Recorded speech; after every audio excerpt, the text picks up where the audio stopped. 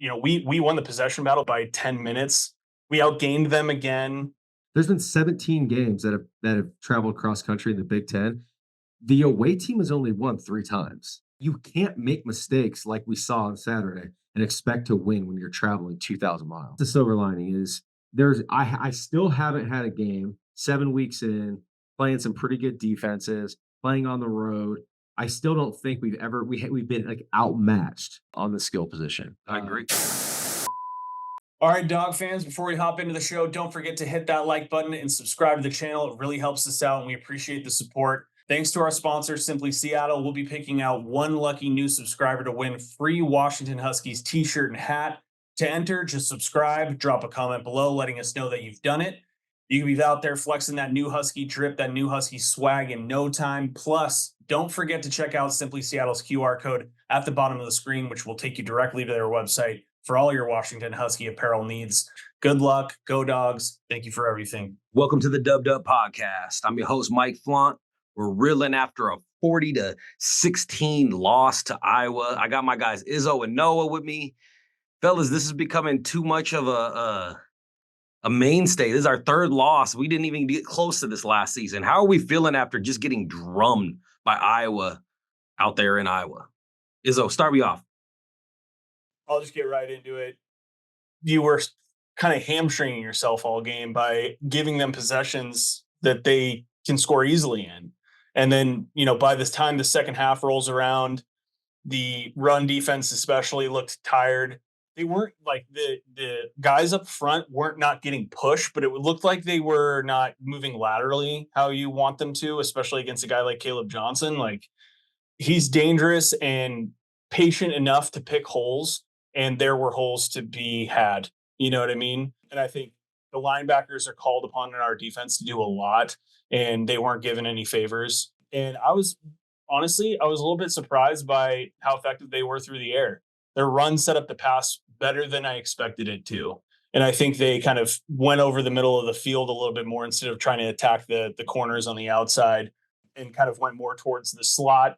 The nickel guy that we had out there, our linebackers, and we're they were moving the ball at will, at times during this game. So, yeah, it was tough. This is not a game where you could have not scored and when you had opportunities to. And again, we kind of flustered at times and missed. You had a field goal blocked again. We got to get that short up, man. It's special teams in general. We just can't, because this felt like a blueprint for how you play against Washington's defense, is that you tire them out by the second half and get, put enough pressure on Will to then create negative plays of which set up favorably for your field position.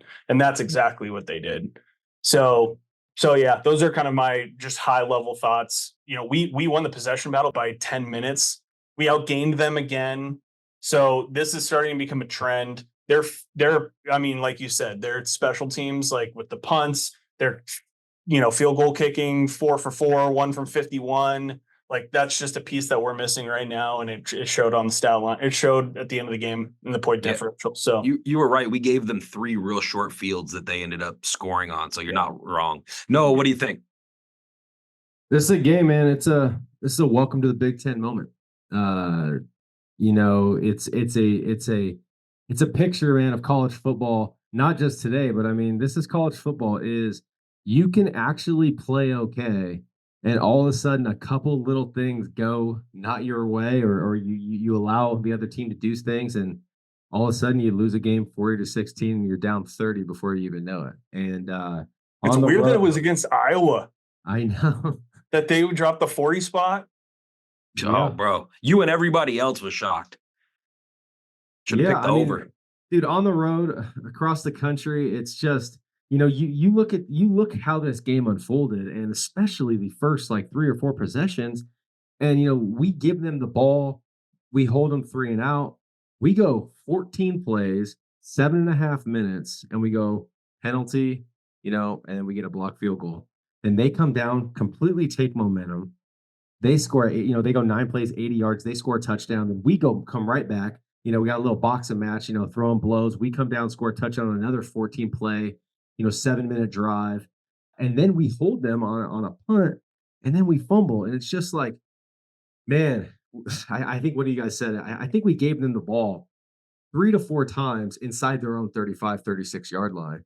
And it's just one of those games, man, where it's really hard to continue to over and over and over again just shoot ourselves in the foot, man. And you don't win games like this. You don't, man. And That's real. it's That's it's real. unfortunate, yeah. Yep. One of the things that I noticed, because it kind of stuck out when I was watching the film, was when we were driving on those first two drives, because you're right, 7 minutes we drove down on them, and we only got 7 points out of both those big drives. And the big thing that stuck out to me was how different the offensive line was when Maximus McCree was not in, because he was in on both those drives except for I think the final 3 plays of the second drive. And you started seeing the inconsistency that we've seen with Solo, and then it kind of went across the whole offensive line. Let's kind of talk about where our offense struggled as we played Iowa, and what their defense did well against us. And is this stuff that we can get shored up? Because I know I kind of felt that way watching how our O-line played last week, and then how just Jekyll and Hyde it was this week. Who wants to kick this one off? All right, go for it, Noah. Yeah, I'll kick it off. I mean, dude, when you watch this game, it's not like we didn't move the ball. Iowa's defense, man, you got to tip their hat to them. They kept everything in front of them. They ran, man, I don't have it in front of me, but they must have ran 80%, some like too high, shell type defense, very, very zone heavy. I felt that our wide receivers were actually kind of doing maybe not the deep shot, the explosive plays that we're used to seeing, but they were getting open. I mean, there was multiple times Denzel Boston was wide open, but Will Rogers had so much pressure in front.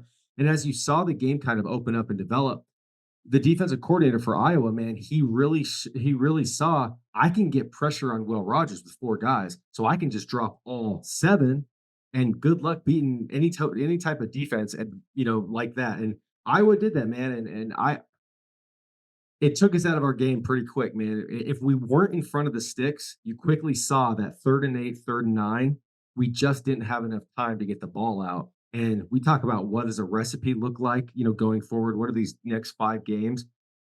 If teams can get home with 4, drop 7 against this team, UW will be in for a long 5 games, man. That's real. That's real. Yeah.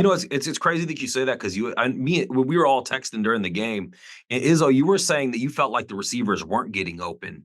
I felt like the receivers were getting open on timing routes, things underneath, and that's indicative of the lack of explosives. I don't know that we had one, or maybe we had one explosive play, but I don't think that's mutually exclusive. I don't think we lost the game on offense because they were shutting us down. I just think that the Giles route up the sideline, that was indicative of a play that they scheme. They can't run that constantly, or that type of play all the time where it's a lot of misdirection and there's a guy open on the sideline in between zone schemes.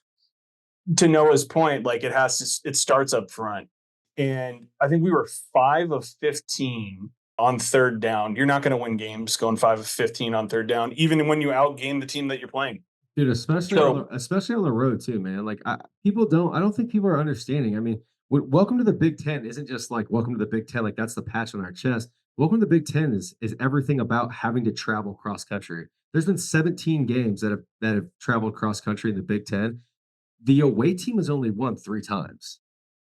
It's a tough battle, and you can't make mistakes like we saw on Saturday and expect to win when you're traveling 2,000 miles. Yeah. I wanted to actually elaborate on what you said, Izzo. You were talking about the 3 for 15 on 3rd down. We're 37% on 3rd down for the season. Mm-hmm. It's becoming a real Achilles heel, and what made me worry about a few things on offense is that we're seeing, like you guys said, a pattern to being able to beat us. Another example is we threw the ball 50 times and only ran it 30. These are things that we tend to do when we lose. Penalties. So the game script calls for that stat right there, right? 50 pass attempts. To me, this game is less about what it means to travel in the Big Ten. Everybody's going to have to travel in the Big Ten, right? That's something that you got to do. it's less about, hey, how many times do we pass and how many times do we run in a game where, for the most part, you're trailing and like it's known, like if they're going to get pressure with 4 and drop 7, the reason for that is because you're putting yourself in positions where you're third and long, like what Noah said. And that's what's going to create 5 for 15 on third down. And my thought as you're kind of, saying we're 37% on third, like that's kind of indicative of not all of those times is Will Rogers running for his life. Right. Mhm. And so some of that has to do with we're not scheming guys open. I would have loved to have seen more stretching the field, going sideline to sideline. But again, this game has a lot more to do with what happened in the trenches with them tiring us out. And by the second half, you're gassed.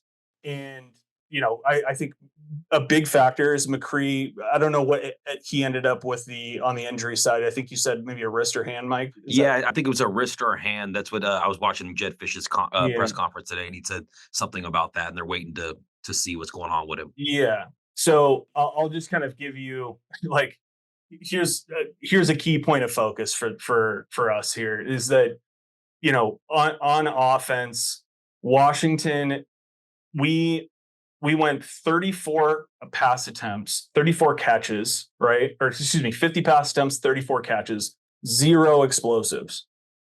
Mm. That's it's wild. I mean, it's something we have to fix. Fumbled twice, we lost one. Um, they had four sacks, 24 yards lost, 1 blocked field goal. We ran for 127 yards on 30 attempts, which for us is 4.2 yards a carry. That's less than what we typically go for.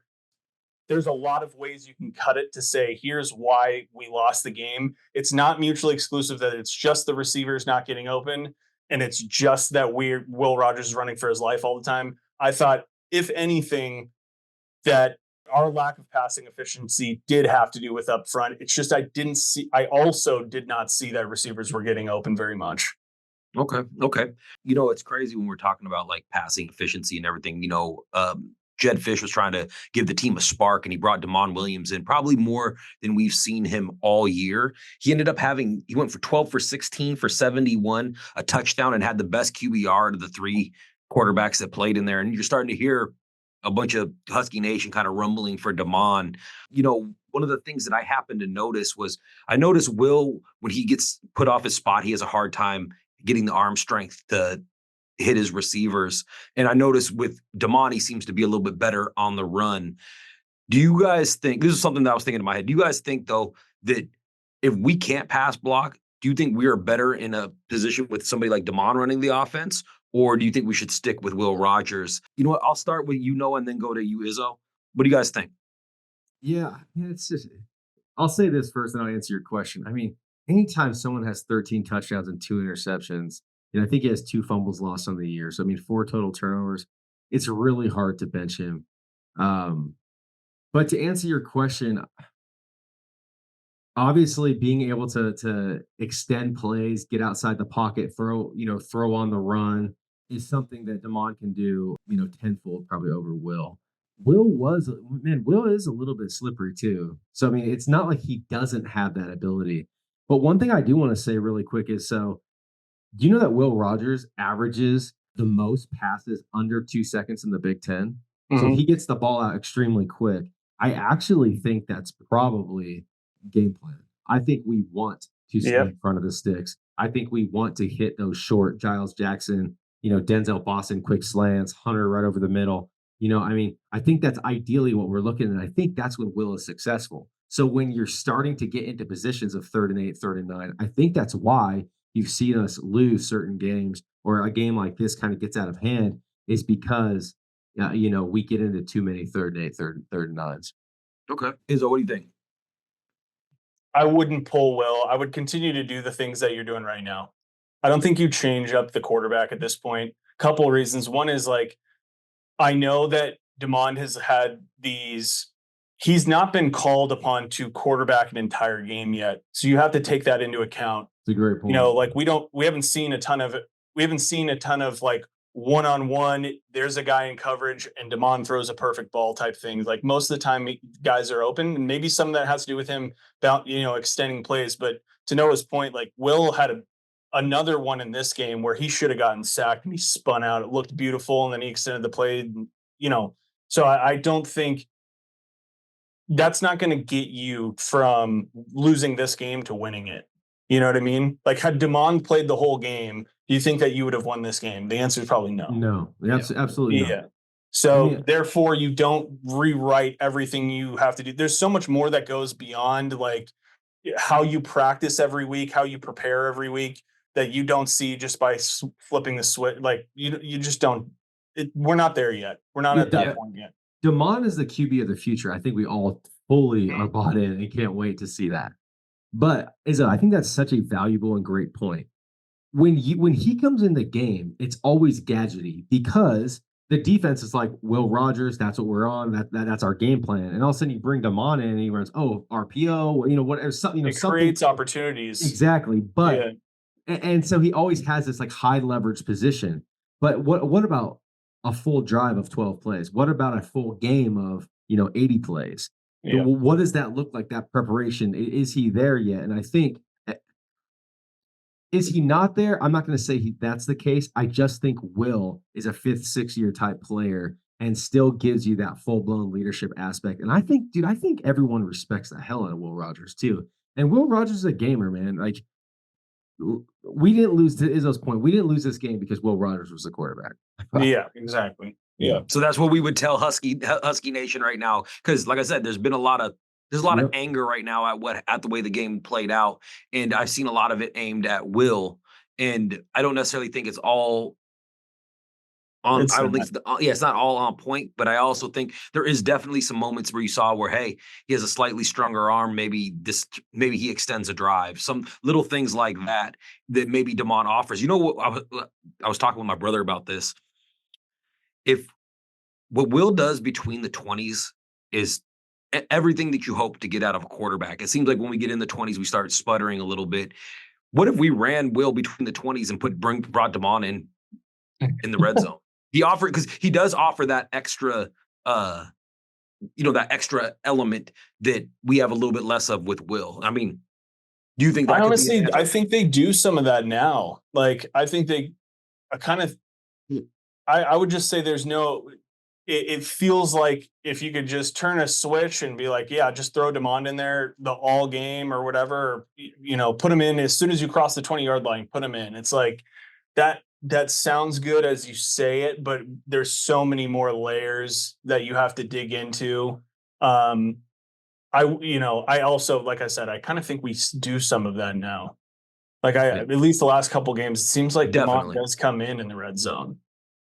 So 100% he does. Yep, he definitely comes in, and he threw a touchdown pass this past week. Also, wait till Quentin Moore comes back. You don't know what type of layer that brings into how they scheme the red zone as well. Speaking of that, the news today on Quentin Moore was definitely not something I was ready to hear. What was that?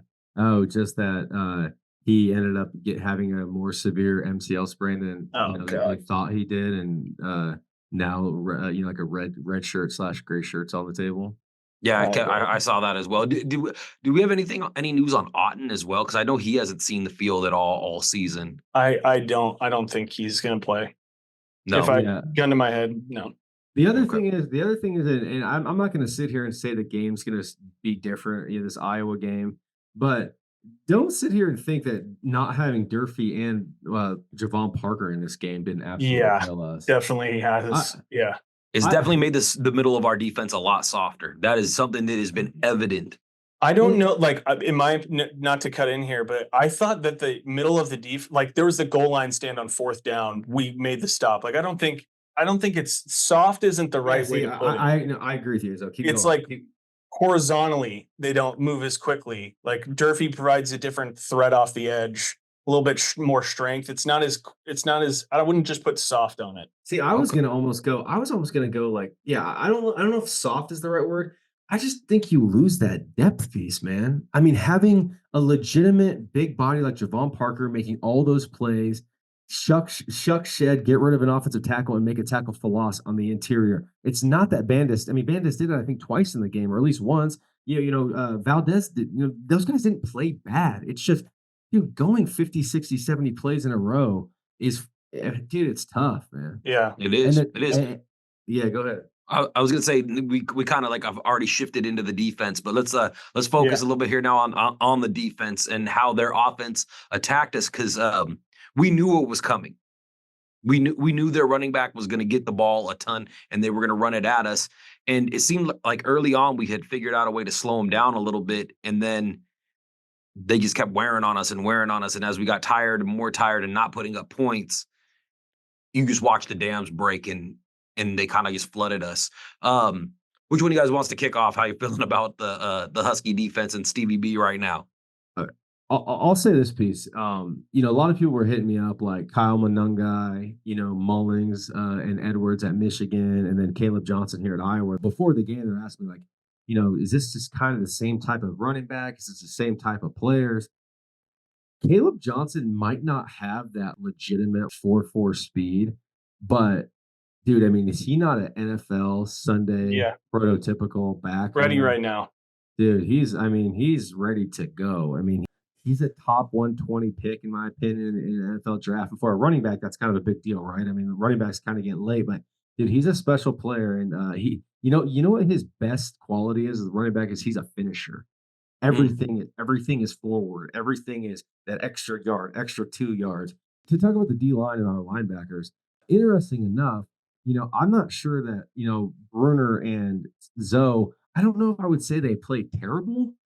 You just didn't see the impact plays. I mean, Carson finished with, 8 tackles, I think. But I'm wondering how healthy he is right now, too. He looks like I haven't seen him lift that right arm above his shoulder for the last 2 weeks. Yeah, I mean, Zoe only finished the game with 1 tackle. He had a solo tackle, and Kamari House ended up playing a lot more than him. So I don't know, man. I mean, maybe this bye week ends up coming like at a perfect time. Yeah, you need it. I would have liked to have it before this week. If you have like, let's say a 70% Carson Bruner, somewhat banged up Zoe, Javon Parker out, Durfee out, and then Cam Fab gets hurt too. Mm-hmm. You're gonna ask like. It's tough to. I thought McEllisteen, by the way, this year, I'm just going to say this, he's come up and cracked some dudes. Yeah. But the secondary to ask them to make big tackles on a guy like Caleb Johnson in open space, that's a tough ask when you're like we've said, put them inside their own 40 on so many drives. So they were 5 for 5 in the red zone. Mm.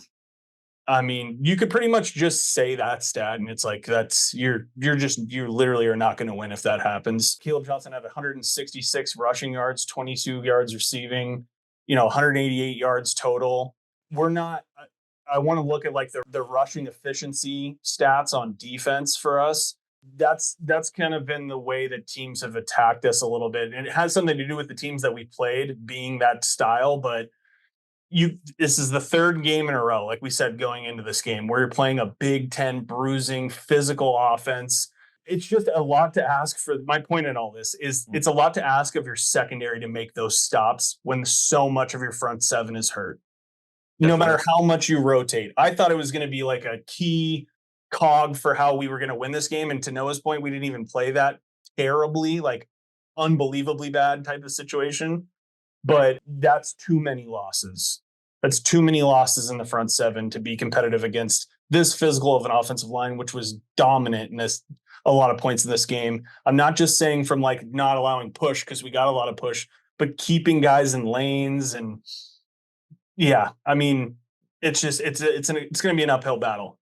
Yeah, we really need this bye this week. Yeah, I mean, let me say this real quick, Mike. I mean, if you look at the drive chart, and I'm not going to go over everything here, but early in the game, they block that punt. Kinnick is going crazy. I'm sorry, block that field goal, and Kinnick's going crazy. They end up going 9 plays, 80 yards. The momentum, and like I said earlier, they just kind of got that momentum. Dude, the rest of the game, they only had 1 drive on our defense that was over 60 yards. Everything else short was like, fields. Dude, short fields, man. And it's like, We said that before the game started. We're like, this is boring, but it might be a position.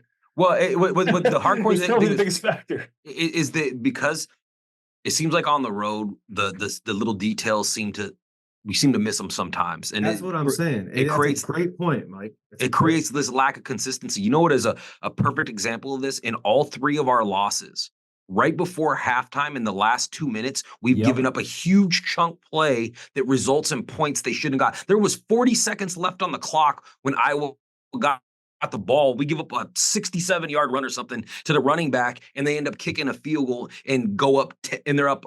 They score 10 in the last 3 minutes as opposed Brother, it was to just 29. 7. It was 29 seconds. To, Right. even Was it more to 29 your seconds? point. I thought it was 29 40. seconds. I think it was Yeah. 29 seconds. I mean, You know, just, it's those little things that we're seeing pile up, and you're going to see that on a young team. And then what Izzo was saying before, and actually you both were saying this, is this lack of depth that we kind of have on the both offensive and defensive line. As we're getting to the middle and attrition is kicking in, which we talked about earlier in the year, we're seeing that have a greater effect, especially against these stronger teams. Because, like I said, we're just not holding up on literally anywhere on the line as we go further and further into the games. All right. So we talked about the front seven, and we talked about the secondary a little bit. If we were going to look at this game, especially because we have the bye week coming, what's some silver lining in this storm cloud, you guys? I got a question for you guys. Have you ever wanted to walk into Husky Stadium where there's 70,000 people and be the best looking person in the stadium? If you have, make sure you go to Simply Seattle, hit that QR code. Our good friends at Simply Seattle hooked us up, and we look great. You see that QR code? Make sure you snap that, go check it out, get all the Husky gear you want, plus Mariners, Sonics, Storm, all that stuff, everything at Simply Seattle. While you're at it, be sure to check out the Dub Dub Discord community with over 2,700 members. It's the largest organized chat room for all things Washington Husky athletics. You want insider access? Our VIP membership unlocks exclusive chat rooms and rumors you won't find anywhere else. Hit the QR code on the screen and join the conversation today. Go Dogs. Thank you for everything. What can we tell Husky fans to look forward to, especially seeing that we have, a bye week to get healthy? I would say, the cornerback play has been solid. The silver lining here for me is what we've talked about throughout all of this, and Noah has really made this point, is that, let's say field position wise, they're starting drives not inside their own, not on our side of the field. I think this game looks a little bit different. Also, I silver lining for me is, like, on the goal line, they looked tough. Like that one where we caused the fumble on third. Was that when Deshaun Lynch was in? That was a great play. For silver lining for me is that while the scheme asks a lot on those two linebackers that are in the game at all times, it doesn't seem like something that you should change. And the rotational stuff helped a lot, because honestly, it could look a lot worse if we didn't rotate so much in the front seven, especially on the defensive line. It could look worse because guys like Deshaun Lynch aren't ready to go because you haven't played them at all. But you have played them a lot because they do this rotational stuff. So for me, the silver lining is that when we play a team that is pass heavy, which, gosh, Indiana, right? The way that we scheme on defense actually plays favorably well. Okay. And that I think as we look at that Indiana game, it's going to be one that we should all be prepared to dig in heavily into, because at a glance, when I look at our defense, we should play well against teams that pass the ball. Yep. It sucks how this 3-game stretch has just been run team, physical. Like, I think it'll end up taking a turning point when you play a team like Indiana. Can't wait. Pending health. Yeah. No, what do you think? The silver lining I have is, and Izzo, Mike, man, you know this about me. I'm big trench guy, man. I think it all starts and stops in the trenches. You know that. But the silver lining for me is, and I'm serious when I say this, dude, I think our skill positions and our young skill positions moving forward are as good as, man, maybe not anybody in the Big Ten, but we're top 5 for sure. I love our skill positions now and moving forward. Wide receivers, the stable, man, our running backs, our young quarterback, our current. I mean, I think moving forward, that's the silver lining. Is I still haven't had a game 7 weeks in playing some pretty good defenses, playing on the road. I still don't think we've been like outmatched on the skill position. I agree. That's fair. So, yeah, so that's kind of my silver lining, like looking at this team. And I'm gonna tell you guys right now, the next showstopper, dude, Rasheed Williams is an absolute. Bro, I was just about to say he's been playing very conspicuous football the last 3 weeks. Making a big play here, a big play there, a touchdown here, Dude, he's gonna be a dude. that. I think we said this 3 weeks ago, man. Or he's got that juice in him that, like, if we have Denzel back next year with Sheed, dude, with a couple, maybe a transfer in. I mean, dude, this wide receiver room could be tough. There's a lot of young guys we haven't seen that are very, very good too. Justice Williams. I mean, there's some threats. Jason Robinson get his body a little bigger. Absolutely. Yeah. So this could be a fun team, fun wide receiver room moving forward. So I think you guys are actually hitting it right on the head. There's so many good things that we do in every facet of the game. It's just we're having a hard time getting them all together at once. And I think that's going to click in at some point. It's going to click in. And when it does, you're going to start seeing that we're not ever overmatched. Because you're right. When we were playing offensively early in this game and we had McCree in, we were moving the ball at will. We did what we wanted to do. It was as soon as they were able to go to the 4-man line and drop 7 is where they really be able to, take target on us. I think that's going to change as we get healthier. And I was watching the press conference with Jed Fish today. Apparently, they're going to give Tafai a little bit more of a shot to play, and I think he should. I don't know if you guys watched any of the garbage time at the end. Tafai was solid in pass pro and everything. Yeah, he's a beast. It's just now that he's got some games underneath him, get his body working into shape and all that stuff. He's solid, man. Yeah, to be clear, Mike, I mean, Izzo and I were here in fall camp of 23 last year. Yeah, last year fall camp that he was like dominating. Isn't that right? Yeah. Izzo? He's a redshirt freshman, not a true freshman. Correct. Yeah. Okay. That's what I thought. He was playing. Yeah, he was playing extremely well as a true freshman, and then I think in spring ball he was playing it well again. I think the big thing, I think Izzo or Mike, you just said this, like he's just got to get in game shape so he can play. Yeah, it was drive after conditioning drive stuff. after drive. Yeah. Which is fine. Like, yeah, I mean, there's also a layer that he brings with just his mentality. He's a beast. He's nasty about it. He's mean. He's got a mean streak about him. We need that up front. Yeah. Let me say this piece too to kind of some of the frustrating aspects of this game that we've seen, and it's really the 3 losses have really reared its head, and those are the penalties and when we've had those penalties. Oh man, worst moments. I don't want to make an excuse because this transfer portal era that we are in is going to bode for 15, 20, 30 probably transfers. Not 30, 30 is a lot, but I mean 15 or 20 transfers probably a year, in and out. But man, don't we have like 50? I mean, this team 49 new players. Yeah, I mean, I'm not trying to make an excuse, but is it really that shocking that we're having growing pains in our first 7 games? I mean, seriously, is it really that shocking? Yeah. It's probably not, right? I mean, I just see a lot of stuff on the timeline. Probably spend too much time on Husky football Twitter, but it's like fire Jed Fish now. Like, go get Grubb, go get this guy, send him to Florida. Like, guys, can we just pump the brakes? We play in the national championship in January.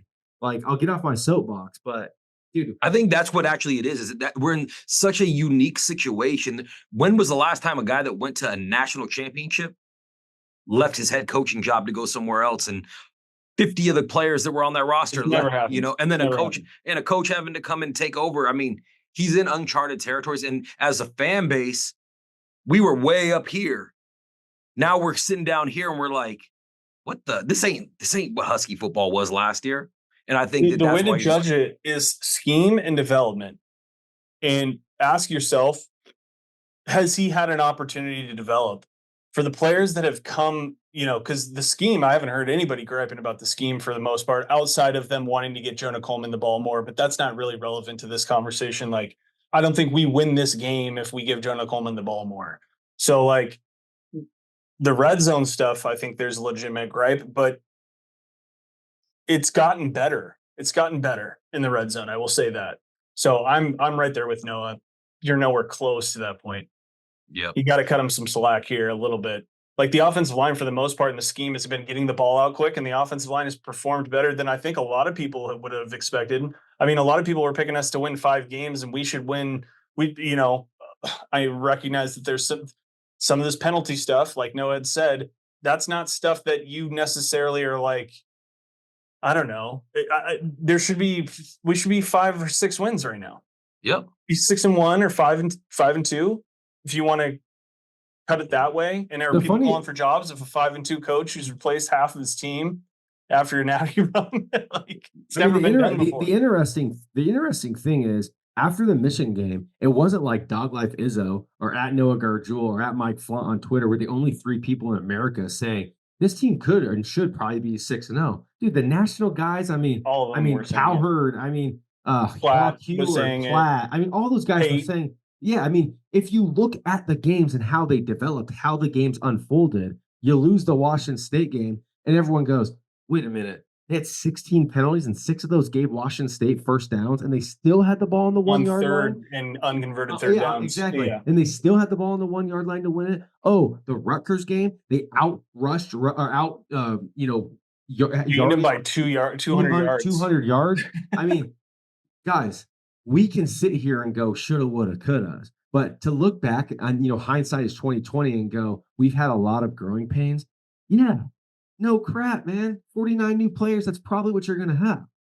Yeah, it's just, but it's coming with a lot of development too. Yeah. And I think that's what people don't realize is we had to do like a reset. And this whole thing is like starting from the ground up again. And to be as good as we are and as competitive as we are after all that change shows that we actually have a lot here. And when it does click in, which it's going to do at some point in the season, we're going to surprise somebody. We're going to end up surprising somebody. So USC at home, UCLA still. So don't sleep on the Bloomington game, guys. Just not yet. No, let me get into some of that film before we completely. I know everyone's like, oh, they got Ellison and Sarah and Surratt and Ian and Rourke and all these guys. Like, dude, let me get into it. Yeah. Yep. I think it feels like when we were going into the Michigan game where I don't think anybody's going to give us a chance where we actually match up a little bit better than we think. But we'll save that for the episode where we start breaking down everything. Yeah. So do we have anything else we want to get into with this Iowa game? Are we going to call it what it is? Hey, I'll admit I was wrong. They did not do what I thought they were going to do. And we still are struggling a little bit, but I'm still dogs all the way. And I know that's how we feel across the board here at Dub Dub. It's always dogs, baby. Yeah, it's always dogs, man. We'll flush this. Flush it. Move on. Let's go, baby. We got a lot of games left. Yep. All right, before we get out of here, you guys, make sure you go and hit the QR code below. Join the Discord, 2,700 strong. Best Husky 2,800 now. Oh, 2,800. Excuse me. Go, I'm gonna have to change that up. 2,800 strong. Best Husky community out there. And like I said, it's free to join, but if you pay a little bit, you can get the VIP information, which is everything you need to know on recruiting, coaching changes, whatever you want. We also talk Husky hoops as well. So for my guy Izzo, for Noah, I'm Mike Flunt, and this is the Dub Dub Podcast. Go Dogs. Go Dogs, baby. Go Dogs. Flush this game. Oh. Gone. Race from memory.